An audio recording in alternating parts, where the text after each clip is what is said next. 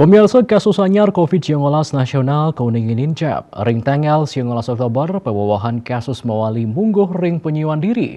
Kuningan langkungan saking wilangan sedurungnyane kantos kalih talian diri. 19 sanikenak ring tanggal 19 Oktober, mungguh ringsor wilangan kasus anyar. Wilangan nyane kantos penyuan diri. Raris pasien padem kauningin mawawah nanging nenten akes kadi rahina sadurung nyane kantos plekutus diri.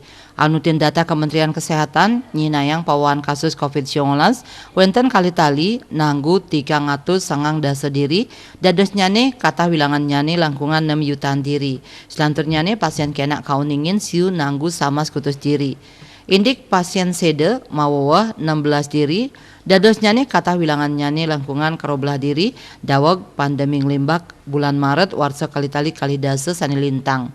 Asapun ketaler, pasien COVID-19 sani kantun ketambanin langkungan plekutus talian diri, miwah sani keni panglalah ingan langkungan petang talian diri.